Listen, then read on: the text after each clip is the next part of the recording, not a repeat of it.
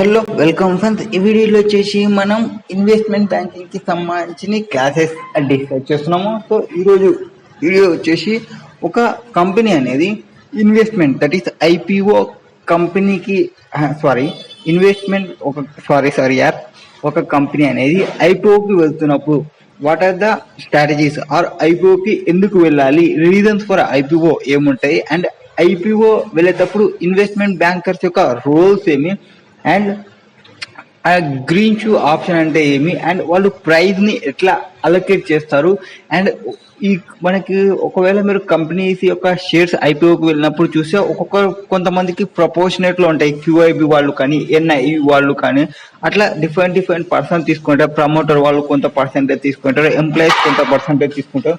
So వాటి యొక్క details ని అండ్ గ్రీన్ షూ ఆప్షన్ వీటి యొక్క డీటెయిల్స్ ని మనం ఈ వీడియోలో తెలుసుకుంటాము. So in continuation with last class. So already మనం లాస్ట్ క్లాస్ లో కొన్ని వీడియోస్ చేసాము. ఆ వీడియోకి సంబంధించిన లింక్స్ కింద కామెంట్స్ లో అండ్ డిస్క్రిప్షన్ లో ఉంటాయి, మీరు చెక్ చేసుకోండి. And come to the point, welcome to investment banking classes. So ఈ వీడియోలో మనం ఏం చెప్తానని చెప్పాము వాటి ప్రకారంగా మనం చూసుకుంటే, first of all every company అనేది ఐపీఓకి పోవాలా, అది కంపల్సరీనా? ఆర్ ఫస్ట్ ఇంకొక పాయింట్ ఏమంటే, మీరు స్టాక్ మార్కెట్ రెగ్యులర్ చూస్తుంటే ఐపీఓ అని కొన్ని చోట్ల ఉంటుంది, ఎఫ్పిఓ అని ఒక చోట ఉంటుంది. So what is mean by IPO and what is mean by FPO అంటే, ఐపీఓ అంటే ఇనీషియల్ పబ్లిక్ ఆఫర్, అంటే మనం ఫస్ట్ టైం గాన పబ్లిక్ ఆఫర్కి పోతుంటే దాన్ని ఐపీఓ అంటారు, ఇనీషియల్ పబ్లిక్ ఆఫర్. ఇంకొక చోట మీరు ఎఫ్పిఓ చూస్తుంటారు. ఎఫ్పిఓ అంటే ఫాలోయింగ్ పబ్లిక్ ఆఫర్, అంటే second time or third time fourth time public offer కి పోతుంటే ఎఫ్పిఓ అని పెట్టుకుంటారు. సో ఐపీఓ వర్సెస్ ఎఫ్పిఓ అంటే మీకు అర్థమైంది అనుకుంటా. So IPO means at the first time, FPO అంటే next second time third time పోతుంటే వాళ్ళని ఎఫ్పిఓ అంటాము. Now come to the point, every company అనేది కంపల్సరీ ఐపీఓకి పోవాలా ఆర్ లిస్టింగ్ చేసుకోవాలా స్టాక్ ఎక్స్చేంజ్ లో, అంటే సర్టెన్ పాయింట్ ఆఫ్ టైం లో అని. అంటే ప్రైవేట్ కంపెనీకి కంపల్సరీ లిస్టింగ్ చేసుకోవాల్సిన అవసరం లేదు, అండ్ కంపల్సరీగా ఐపీఓకి పోవాల్సిన అవసరం లేదు. సో కొన్ని రీజన్స్ వల్ల వాళ్ళు పోతారు మ్యాక్సిమం. ఏమంటే కంపెనీకి ఎప్పుడన్నా ఎక్కువ క్యాపిటల్ కావాల్సి వచ్చినప్పుడు, వాళ్ళు ఎక్స్పాన్షన్ కి పోవాల్సి వచ్చినప్పుడు, వాళ్ళు ఎగ్జిస్టింగ్ ఇన్వెస్టర్స్ రిస్కీ అవుతున్నప్పుడు, ఆర్ వాళ్ళ యొక్క ఇన్వెస్ట్మెంట్ ని సేవ్ చేసుకోవాలి అనుకున్నప్పుడు, ఇట్లాంటి కేసెస్ లో అండ్ రిస్క్ ఆ బిజినెస్ గ్రోయింగ్ అనేది రిస్క్ అనేది ఇంక్రీజ్ అవుతుంది. అండ్ కొంతవరకు ఆ రిస్క్ ని డిస్ట్రిబ్యూషన్ చేయడానికి కానీ, ఆ రిస్క్ ఇప్పుడు ఫర్ ఎగ్జాంపుల్ పెట్రోల్ బిజినెస్ ఉంది అనుకోండి, పెట్రోల్ బిజినెస్ మొత్తం ఓన్ గా ప్రైవేట్ గానే చేస్తుంటే పెట్రోల్ వాడడానికి ఇంట్రెస్ట్ చూపించలేదనుకోండి, అది ప్రాబ్లం అవుతుంది. మనం ఏం చేస్తామంటే, పెట్రోల్ కంపెనీ వాళ్ళు ఐపీఓకి వస్తే పబ్లిక్ వాళ్ళు ఇన్వెస్ట్మెంట్ చేస్తారు, పబ్లిక్ వాళ్ళు ఇన్వెస్ట్మెంట్ చేస్తే పబ్లిక్ వాళ్ళు ఓనర్స్ అవుతారు, పబ్లిక్ వాళ్ళు ఓనర్స్ అయితే వాళ్ళు మాకి డివిడెండ్ వస్తుంది మనం పెట్రోల్ ని యూజ్ చేస్తే అని వాళ్ళకి కొంచెం అవేర్నెస్ అనేది వస్తుంది. అండ్ వాళ్ళ తెలిసిన వాళ్ళతోని ఇన్వెస్ట్మెంట్ చేపిస్తారు, అండ్ వాళ్ళు యూజ్ కూడా చేస్తారు. అట్లా మనకి కొన్ని బెనిఫిట్స్ ఉంటాయి, అండ్ బ్రాండ్ ఇమేజ్ అనేది పెరిగిపోతుంది మన యొక్క కంపెనీకి సంబంధించి. ఐపీఓ ప్రాసెస్ లో మొత్తం మా కంపెనీ అనేది ఐపీఓ పోతున్నప్పుడు, ఫ్రెష్ ఇష్యూ పోతున్నప్పుడు ఐపీఓ అంటాము. అండ్ వేరే ఇక్కడ ఇన్వెస్ట్మెంట్ బ్యాంకర్ యొక్క రోల్ ఏముంటది అని మనం అనుకుంటే, వాళ్ళు ప్రాస్పెక్టస్ ని ప్రిపేర్ చేయడానికి కానీ, అప్రూవల్ తీసుకోవడానికి కానీ, ఎవరి దగ్గర రెగ్యులేటరీ లైక్ ఎస్బీఐ కాదు సెబీ వాళ్ళ దగ్గర నుంచి, వేరే పర్సన్స్ నుంచి తీసుకోవడానికి, అండ్ మన యొక్క ఇన్వెస్టర్స్ కి అవేర్నెస్ ని క్రియేట్ చేయడానికి, అండ్ టోటల్ నెంబర్స్ ఎప్పుడైతే కంపెనీ అనేది ఐపీఓలో ఫెయిల్ అయితే మినిమం ఒక 90% సేల్ చేయాలనేది ఉంటుంది. సో 90% సేల్ కాకుంటే కంపెనీ వాళ్ళకి అనేది అమౌంట్ ని రిటర్న్ ఇవ్వాల్సినది ఉంటుంది. సో అట్లాంటి కేసెస్ లో వీళ్ళే అండర్ రైటింగ్ చేయడము, ఇట్లాంటివన్నీ ఐపీఓ వాళ్ళు చూసుకుంటారు. ఇక్కడ ఐపీఓ యొక్క రూల్ మొత్తం అది. ఇక్కడ కంపెనీస్ అనేది ప్రైస్ ని ఎట్లా ఫిక్స్ చేస్తారు అనేది ఇంకొక కేసు. 2 మెథడ్స్ ఉంటాయి. ఒకటి ఫిక్స్డ్ రేట్ సిస్టమ్ ఉంటుంది. ఫిక్స్డ్ రేట్ సిస్టమ్ అంటే నా ప్రైస్ వచ్చేసి షేర్ ప్రైస్ వచ్చేసి 500, నా షేర్ ప్రైస్ వచ్చేసి 600, ఇట్లా ఫిక్స్డ్ రేట్ ని ఫిక్స్ చేయొచ్చు. ఆర్ ఇంకొక మెథడ్ ఏమంటే బుక్ బిల్లింగ్ మెథడ్ లో ఏమంటే ఒక రేంజ్ని ఫిక్స్ చేస్తారు. 475 నుంచి 500. మొన్న టాటా టెక్నాలజీ కంపెనీ చూసుకుంటే ఐపీఓకి వచ్చినప్పుడు వాళ్ళ యొక్క రేంజ్ అంతా 475 to 500.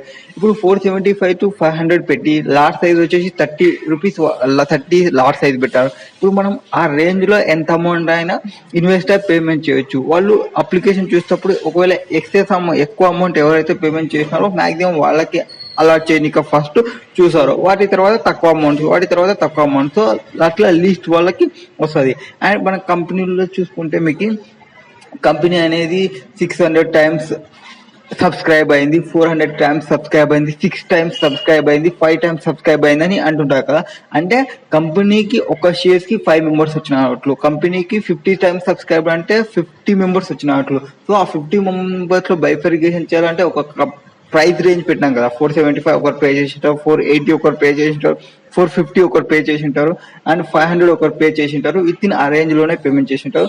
సో హైయెస్ట్ పేమెంట్ వాళ్ళని ఫస్ట్ తీసుకుంటుంది అండ్ వాళ్ళకి అలోకేట్ చేస్తుంది. రిమైనింగ్ వాళ్ళకి బేస్డ్ ఆన్ లాట్ బేసిస్ లో తీస్తుంది. Lot basis means lottery basis లో ప్రొవైడ్ చేస్తుంది. ఇది బిల్లింగ్ మోడల్ లో వాళ్ళు ఉండేది. అండ్ వేరే మనకి కొన్ని అలొకేషన్స్ ఉంటాయి. ఎవరికి క్యూఐబి వాళ్ళకి ఇవ్వాలి, ఎన్ఐఐ వాళ్ళకి ఇవ్వాలి, ఆర్ఐఎల్ వాళ్ళకి ఇవ్వాలి. అట్లా మనకి డిఫరెన్స్ ఉంటాయి. సో కంపెనీ అనేది రైజింగ్ చేస్తున్నప్పుడు సమ్ పోర్షన్ అనేది తీసి పెడుతుంది ఎవరికి, రీటైల్ ఇన్వెస్టర్ కానీ అండ్ రిమైనింగ్ వాళ్ళ యొక్క ఫర్మ్స్ వాళ్ళకి సంబంధించి. సో మనకి క్యూఐబి అంటే ఏముంటుంది, మామూలుగా qualified institutional investors. So qualified institutional investors అంటే లైక్ ఎవరైతే ఇన్స్టిట్యూషన్స్ ఉంటావో, మ్యూచువల్ ఫండ్స్ కానీ, హెడ్జ్ ఫండ్స్ కానీ, ఇన్సూరెన్స్ కంపెనీస్ కానీ, వీళ్ళందరూ క్వాలిఫైడ్ ఇన్స్టిట్యూషనల్ ఇన్వెస్టర్లకు వస్తారు. మినిమం ఒక 50% వాళ్ళకి కేటగిరీ చేస్తారు. సో ఇప్పుడు ఒక కంపెనీ అనేది 10 crores రైజ్ చేయాలనుకుంటే 5 crores వచ్చేసి క్యూఐబి వాళ్ళకి అలొకేట్ చేస్తుంది. And where has over subscription ఏమన్నా వచ్చింది అనుకోండి, they will allot proportional basis లో అలొకేట్ చేస్తుంది. అండ్ ఎన్ఐఐ అంటే ఏమి, నాన్ ఇన్స్టిట్యూషనల్ ఇన్వెస్టర్స్ అంటే ఇక్కడ హెచ్ఎన్ఐ వాళ్ళు, that is high network individual persons వాళ్ళు ఎవరైతే ఉంటారో వాళ్ళకి. సో ఇక్కడ ఎవరైతే వర్త్ 2 lakhs అండ్ అబోవ్ ఉంటుందో వాళ్ళ యొక్క అప్లికేషన్ కి సంబంధించి. అండ్ రీటైల్ ఇండివిజువల్ ఇన్వెస్టర్స్ అంటే ఎవరైతే నార్మల్ పీపుల్ ఉంటారో లెస్ దెన్ 2 lakhs అప్లయింగ్ చేసుకుంటుంటారో వాళ్ళకి సంబంధించి. సో వీళ్ళకి మాక్సిమం ఒక 35% అలొకేట్ చేస్తారు ఈ కేటగిరీ వాళ్ళకి. ఓవర్ సబ్స్క్రిప్షన్ వస్తే మనం ఇందాక చెప్పినట్లనే లాట్ బేసిస్ లో తీసుకుంటారు. అండ్ గ్రీన్ షూ ఆప్షన్ కి ఎందుకు పోతారు అంటే, ఒకవేళ ఓవర్ సబ్స్క్రిప్షన్ అయింది అనుకోండి, అంటే 1 share కి 50 members అప్లై చేసుకుంటే మామూలుగా ఓవర్ సబ్స్క్రిప్షన్ అవుతుంది. సో అట్లా ఓవర్ సబ్స్క్రిప్షన్ అయినప్పుడు ఆ ఓవర్ అలాట్మెంట్ ని స్టెబిలైజ్ చేయనిక, మార్కెట్ యొక్క స్టెబిలైజ్ చేయనిక ప్రైస్ ని మోస్ట్ ఆఫ్ టైమ్స్ ఇన్వెస్టర్స్ వచ్చేసి ఎక్స్పెక్ట్ చేసి ఓవర్ సబ్స్క్రిప్షన్ అయినప్పుడు ఇట్లాంటి కేసెస్ లో ఈ గుడ్ లిస్టింగ్ గెయిన్ గా తీసుకురావడానికి ఈ కంపెనీ అనేది ఈ గ్రీన్ షూ ఆప్షన్ ని యూజ్ చేస్తుంది. Price can be decreased. And ఇక్కడ డిక్రీజ్ అయిన ఇంపాక్ట్ వచ్చేసి కంపెనీ అనేది నెగిటివ్ కావచ్చు, అండ్ ఈ ఫ్యూచర్ ఫండ్ రైజింగ్ కి ఆప్షన్ కావచ్చు. సో గ్రీన్ షూ ఆప్షన్ లో ఏముంటాయంటే, స్టెబిలైజ్ చేయనిక ఇన్వెస్టర్ వచ్చేసి అప్లై చేసుకుంటారు మోర్ షేర్స్ ని. మాక్సిమం మనకి 100 shares ఇష్యూ చేసాం అనుకోండి, మళ్ళీ ఇంకొక 15% అడిషనల్ గా ఇష్యూ చేయనిక ఉంటది. సో అది యూజ్ చేసుకుంటారు. ఒరిజినల్లీ ప్లాన్ చేసిన దానికంటే ఒక 15% ఇష్యూ చేయనిక అడిషనల్ ఉంటుంది. సో ఆ కేసెస్ లో మనకి ఏమవుతుంది, అలాట్ చేస్తారు వాళ్ళ యొక్క ఫర్మ్ ప్రమోటర్ నుంచి స్టేక్ చేసి పబ్లిక్ కి సంబంధించి. అండ్ వీళ్ళకి ఎవరికి, మర్చెంట్ బ్యాంకర్ కి, ఇన్వెస్ట్మెంట్ బ్యాంకర్ కి వాళ్ళకి ఆప్షన్ ని ప్రొవైడ్ చేస్తుంది ఎక్స్ట్రా పర్చేజ్ చేయనిక అండ్ రిటర్న్ చేయనిక ప్రమోటర్స్ కి, ఒకవేళ డిక్రీజ్ అయిన ప్రైస్ కి సంబంధించి. సో ఇఫ్ షేర్ ప్రైస్ అనేది ఇంక్రీజ్ అయింది అనుకోండి మార్కెట్ లో ఆఫ్టర్ లిస్టింగ్ తర్వాత, ఇన్వెస్ట్మెంట్ బ్యాంకర్ వచ్చేసి will not by the market, money received ఏదైతే ఉందో ఐపీఓలో సెల్ చేస్తారో వాటికి సంబంధించి. అండ్ కంపెనీ అనేది యూజ్ చేస్తుంది ఈ ఆప్షన్ ని ఎప్పుడైతే ఓవర్ అలాట్మెంట్ ఉందో ఆ కేసెస్ కి సంబంధించినప్పుడు మాత్రమే ఇట్లాంటివన్నీ యూజ్ చేస్తుంది. సో ఈ కాన్సెప్ట్ లో మొత్తం మనకి క్లియర్ కట్ ఏముంటది అంటే, ఫస్ట్ ఆఫ్ ఆల్ ఎవరెవరు ఇన్వాల్వ్ అవుతారు, ఏమేమి ప్రకారం చేస్తారు అంటే, ప్రైవేట్ కంపెనీ అనేది మనకి ఐపీఓకి పోవడానికి వేరియస్ రీజన్స్ ఉంటాయి. ఫస్ట్ రీజన్స్ వచ్చేసి క్యాపిటల్ ని ఇన్ఫ్యూజ్ చేయనిక, అంటే IPO allows companies to raise substantial capital by selling shares to public. So public కి షేర్స్ ని సేల్ చేసి వాళ్ళు క్యాపిటల్ ని రైజ్ చేయొచ్చు. సో దానివల్ల ఏమవుతుంది, కంపెనీకి అనేది అమౌంట్స్ అనేది ఇంక్రీజ్ అవుతుంది. సో దానివల్ల బిజినెస్ ఎక్స్పాన్షన్ చేసుకోవచ్చు, రీసెర్చ్ అండ్ డెవలప్మెంట్ చేయొచ్చు, డెట్ అనేది రిడక్షన్ చేసుకోవచ్చు, స్ట్రాటజిక్ ఇనిషియేటివ్ ని స్టార్ట్ చేసుకోవచ్చు. సో ఫస్ట్ వచ్చేసి ఏమి క్యాపిటల్ ఇన్ఫ్యూజన్ అవుతుంది. Next liquidity of stakeholders. So stakeholders వచ్చేసి లిక్విడిటీ అనేది ఇంక్రీజ్ అవుతుంది. That is going public provide existing strategy for early investors. So earlier investors ఎవరైతే ఉన్నారో,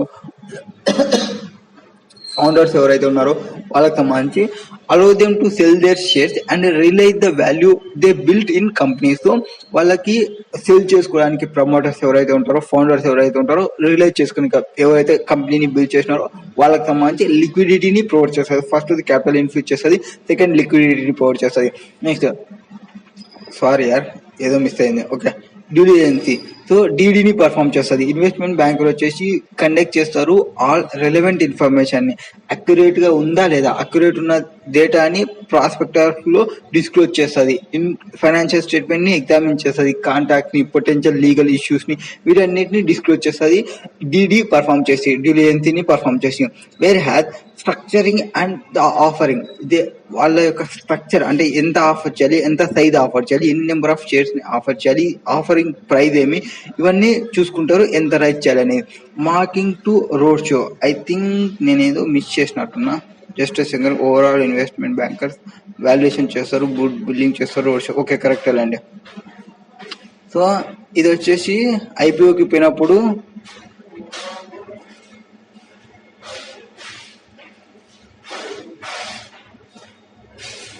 నైన్ 6 7 8 మనకి ఓకే స్టెబిలైజ్ చేయనిక. So next marketing the road shows. So investment bankers వచ్చేసి marketing efforts IPO చూసి organise చేస్తారు. ఏవి రోడ్ షోస్ ని, company యొక్క ఎగ్జిక్యూటివ్ ప్రజెంట్ ఇన్వెస్ట్మెంట్ ఆపర్చునిటీ ఏమున్నాయి, పొటెన్షియల్. సో బిల్డింగ్ ఇన్వెస్టర్ యొక్క ఇంట్రెస్ట్ ని ఇంక్రీజ్ చేస్తుంది. ఇన్వెస్ట్మెంట్ బ్యాంకర్స్ వాళ్ళు హెల్ప్ చేస్తారు వీటికి సంబంధించి, అండ్ టార్గెట్ ఇన్స్టిట్యూషనల్ ఎవరునో వాళ్ళకి సంబంధించి. And after IPO stabilisation. Investment banker వచ్చేసి స్టెబిలైజేషన్ పీరియడ్ ని చేస్తారు, అండ్ పర్చేజ్ చేయాలనుకుంటే అడిషనల్ షేర్స్ ని సపోర్ట్ చేస్తారు స్టాక్ ప్రైస్ కి, ఒకవేళ అది ఐపీఓ ప్రైస్ కి బిల్లు అయినప్పుడు. సో ఇదేమంటే మార్కెట్ అనేది కాన్ఫిడెన్స్ ఉంటుంది.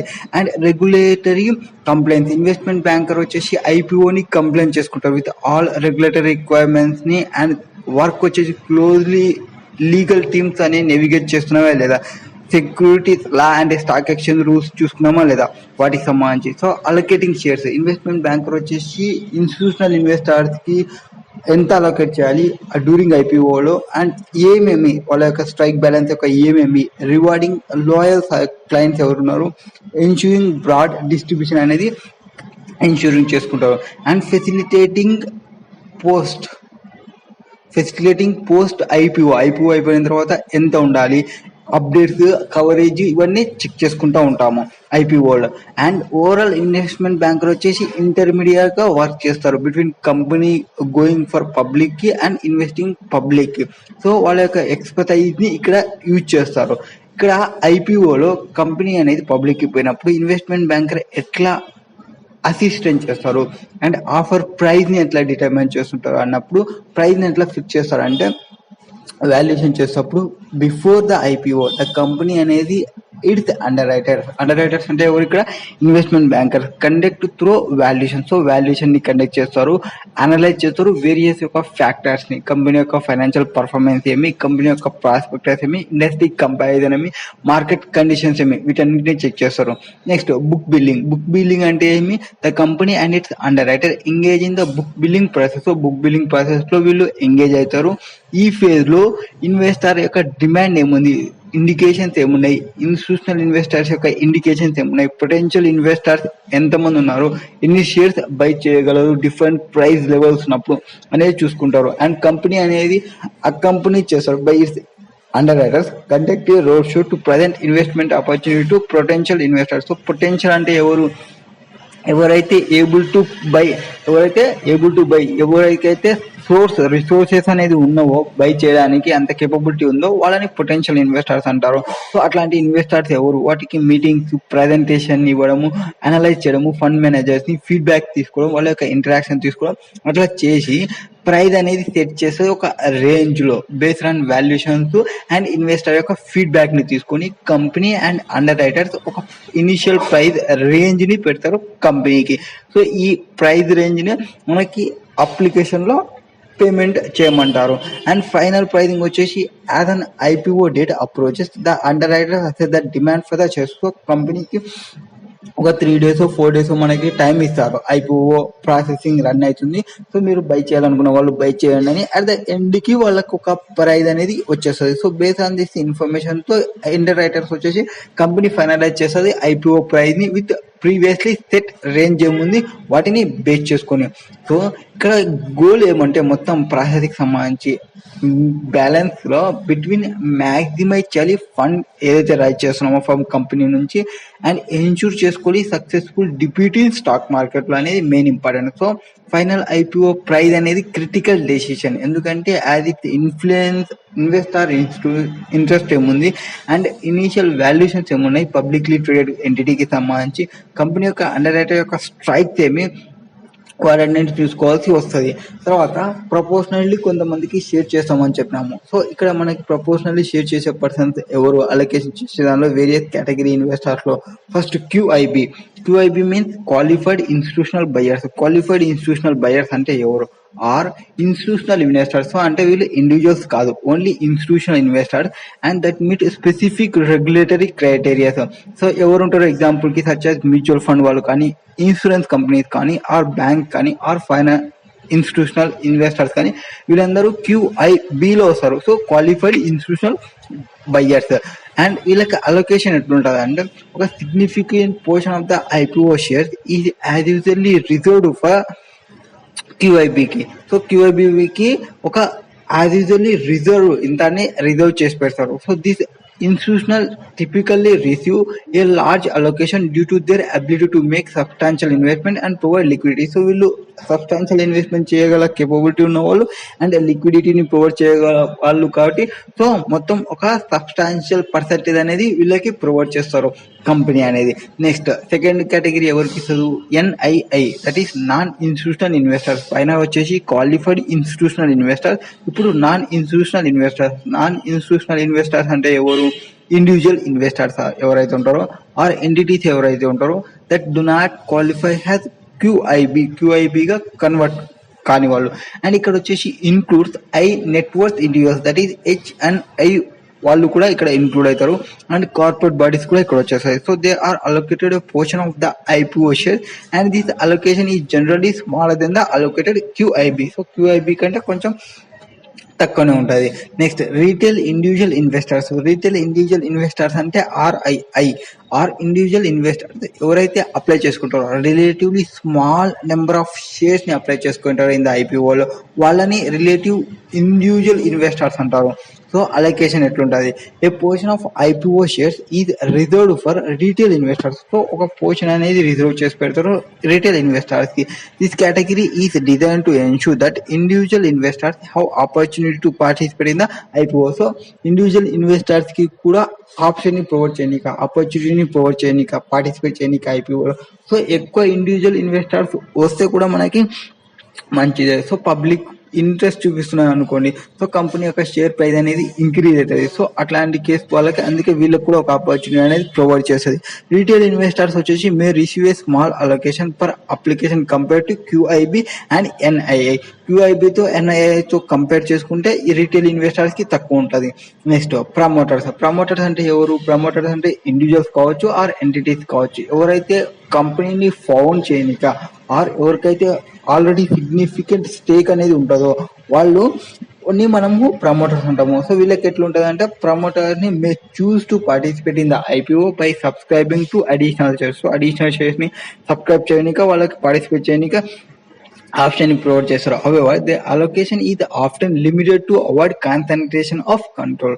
సో వాళ్ళ యొక్క ఆల్రెడీ ఎంత షేర్ హోల్డింగ్ ఉంది అది మైండ్ లో పెట్టుకుని అది కాన్సన్ట్రేషన్ చేసుకుంటూ వీళ్ళు తీసుకోవాల్సి వస్తుంది. The exact allocation to promoters varies based on regulatory guidelines and company decisions. So company యొక్క డెసిషన్స్ ని రెగ్యులేటర్ యొక్క డెసిషన్ గైడ్ లైన్స్ ని బేస్ చేసుకొని ప్రమోటర్ అలొకేషన్ అనేది ఉంటుంది. నెక్స్ట్ ఎంప్లాయీస్ అంటే ఎవరు? Employees of the company may be offered the opportunity to purchase share through and ESOP employee stock option వీళ్ళకి ప్రొవైడ్ చేస్తుంటారు, or employee stock purchase plans ని provide చేస్తుంటారు వీళ్ళకి maximum. So a portion of IPO shares may be reserve for employees, may be compulsory కాదు, may be reserve for employees allowing them to become shareholders in the company. So ఇది common practice align చేస్తుంటారు. Interest of employee with the success of the company. So కంపెనీలో employees ఎవరైతే ఉంటారో వాళ్ళు మంచి interest చూపిస్తే company మీద, అప్పుడే కంపెనీ యొక్క సక్సెస్ అనేది గ్రోత్ అనేది ఉంటుంది. దానికోసమే ఎంప్లాయీస్ ని ఓనర్ చేయడానికి ట్రై చేస్తుంది ఇట్లా షేర్స్ ని ఇష్యూ చేస్తే. అండ్ ద అలొకేషన్ ప్రాసెస్ వచ్చేసి ట్రిపికల్లీ ఓవర్ సీన్ చేస్తారో ఎవరైతే అండర్ రైటర్స్ ఉంటారో వాళ్ళు రెగ్యులేటరీ గైడ్ లైన్స్ ని ఫాలో కావాలి అండ్ గోల్ ఇన్షూర్ చేసుకోవాలి fair transparent distribution of shares కి సంబంధించి. సో అమాంగ్ డిఫరెంట్ ఇన్వెస్టర్స్ ఎవరు, కేటగిరీస్ ఏమి, and taking into account their investment capacity and companies objectives ఏమున్నాయి. It is important to note that the specific allocation percentage ఏముంది to each category can vary based on regulatory requirements ఏమి and company యొక్క preferences ఏమి. And last లో వచ్చేసి green shoe option అంటే ఏమి? So green shoe option అంటే ఇది ఇంకొక పేరు ఏమంటే ఓవర్ అలాట్మెంట్ ఆప్షన్ అని కూడా అనవచ్చు. సో ఇక్కడ ప్రొవిజన్స్ లో ఏమంటే దట్ అలోస్ అండర్ రైటర్స్ ఎవరైతే ఉంటారో ఇన్ అన్ ఐపీఓలో to sell additional shares beyond the original offering shares. So original గా ఆఫరింగ్ చేసిన షేర్స్ కంటే ఇంకా అడిషనల్ షేర్స్ ని కూడా సేల్ చేయడానికి అలో చేస్తారు ఈ గ్రీన్ షూ ఆప్షన్ లో. గ్రీన్ షూ ఆప్షన్ అనేది పేరు ఎట్లా వచ్చిందా అంటే ఫస్ట్ ఒక కంపెనీ ఏదైతే గ్రీన్ షూ కంపెనీ అనేది స్టార్ట్ చేసింది అప్పటి నుంచి ఇది గ్రీన్ షూ ఆప్షన్ అయిపోయింది. Next this option provides flexibility to manage the demand for the IPO shares and stabilize the stock price. So demand అనేది ఎక్కువ ఉన్నప్పుడు డిమాండ్ ని క్రియేట్ చేయనిక, డిమాండ్ ని మేనేజ్ చేయనిక, ఫ్లెక్సిబిలిటీని ప్రొవైడ్ చేయనిక ఇట్లా ఆప్షన్ ని యూజ్ చేస్తారు. దీనివల్ల స్టాక్ ప్రైస్ అనేది స్టెబిలైజ్ అవుతుంది ఆఫ్టర్ మార్కెట్ తర్వాత. సో గ్రీన్ షూ ఆప్షన్స్ ఎట్లా వర్క్ చేస్తుంది అంటే ఓవరాల్ అలాట్మెంట్ ఆప్షన్ లో when company plans it IPO, it grants the underwriter the option to sell additional shares as usually up to 15% అనేది ఉంటుంది of the original offering size లో. So this option is exercised if there is a strong demand for the shares during the initial trading shares. Initial trading days లో ఆ company యొక్క shares కి కన్నా demand అనేది strong demand అనేది ఎక్కువ ఉంటే, సో 100 రూపీస్ కి ఒక 500 మెంబర్స్ ఉన్నారంటే 100 రూపీస్ ఒక 15 మెంబర్స్ ఎక్సెస్ ఉన్నాయంటే ఇది green shoe option. Up to ఒక 15% కి అడిషనల్ షేర్స్ ని ఇష్యూ చేసే రైట్స్ అనేది ఉంటుంది ఈ కేస్ కి. నెక్స్ట్ దీనివల్ల ఏమి స్టెబిలైజ్డ్ ద స్టాక్ ప్రైస్. దీనివల్ల ఏమవుతుంది పర్పస్ వచ్చేసి గ్రీన్ షూ ఆప్షన్ కి help stabilising the stock price in the secondary market. If the stock price rises significantly in the days following the IPO, the underwriters can use the additional shares to meet this demand preventing excess volatility. So excess వాలటిలిటీని prevent చేయడానికి ఈ meet అయిన additional shares యొక్క వాటిని meet అయిన demand ని meet అయిన దాన్ని స్టెబిలైజ్ చేయనిక గ్రీన్ షూ ఆప్షన్ అనేది యూజ్ చేస్తారు. Covering short position in the contact of the green shoe option, covering short position వీళ్ళు ఏం చేస్తారు షార్ట్ పొజిషన్ ని కవర్ చేస్తారు. And refer to under writers buying the shares in the open market. So under writers ఏం చేస్తారు open market లో shares ని by చేసి to fulfil the additional demand created by the over allotment. So over allotment create అయిన దాన్ని వీళ్ళు fulfil చేయడానికి this can help support the stock price and prevent it from falling below the IPO price. So వీళ్ళు by చేసి ఎప్పుడు కావాలో అనే సిటీలో సేల్ చేస్తారు, దాంతో ఐపీఓ ప్రైస్ అనేది బిలో కాకుండా కూడా మళ్ళీ చెక్ చేసుకుంటారు. Next exercising the option if the demand for the IPO share is high and the stock price rises above the offering price. ఎప్పుడైతే ఐపీఓ షేర్స్ అనేది ఎక్కువ ఉంటావో అండ్ స్టాక్ ప్రైస్ అనేది ఎక్కువ అవుతుందో అబోవ్ ఆఫరింగ్ ప్రైస్ కంటే the underwriters వచ్చేసి green shoe option ని యూజ్ చేస్తారు. ఇందులో ఏముంటది purchasing additional shares from company at the IPO price కి పర్చేస్ చేసి సేల్ చేస్తారు ఓపెన్ మార్కెట్ లో. సో కంపెనీ దగ్గర నుంచి ఐపీఓ ప్రైస్ కి పర్చేస్ చేయడం, మార్కెట్ లో ఓపెన్ మార్కెట్ లో సేల్ చేయడం. నెక్స్ట్ దీనివల్ల ఏమి additional capital for the company. From the company's perspective లో చూసుకుంటే గ్రీన్ షూ ఆప్షన్ అనేది ఒక ఆపర్చునిటీ, ఇంకొక అడిషనల్ క్యాపిటల్ ని రైజ్ చేయండి. And if there is a strong investor interest, ఈ స్ట్రాంగ్ ఇన్వెస్టర్ ఇంట్రెస్ట్ ఉన్నప్పుడు ఇది వర్కౌట్ అవుతుంది. And company receives fund from sale of additional shares if the over allotment option ఇది ఎక్సైడ్. సో ఓవర్ అలాట్మెంట్ ఆప్షన్ జరిగినప్పటికీ ఇప్పుడు 100 shares ని issue చేద్దాం అనేది 115 షేర్స్ ని ఇష్యూ చేస్తే అడిషనల్ 15 షేర్స్ కి సంబంధించి క్యాపిటల్ కూడా రిసీవ్ చేసుకుంటుంది. And regulatory approval, the grant of green shoe option ఈ సబ్జెక్ట్ టు రెగ్యులేటరీ అప్రూవల్. వీళ్ళు ఇష్టం వచ్చినప్పుడు గ్రీన్ షూ ఆప్షన్ కోసం అంటే కాదు, ఇది కంపల్సరీ రెగ్యులేటరీ అప్రూవల్ అనేది ప్రొవైడ్ చేయాలి. And specific terms are outline in the underwriting agreement between the company and writer. So కంపల్సరీగా అండర్ రైటర్ కి అండ్ కంపెనీకి స్పెసిఫిక్ అగ్రిమెంట్ అనేది ఉండాలి. మనం గ్రీన్ షూ ఆప్షన్ కి పోవాలి అనేది కంపల్సరీ ఉండాలి. And the green shoe option is common practice in IPO and designed to create more orderly after market trading environment. So after market trading environment ని చూసి ఐపీఓని proper గా డిజైన్ చేయడానికి కోసం ఇది యూజ్ చేస్తారు.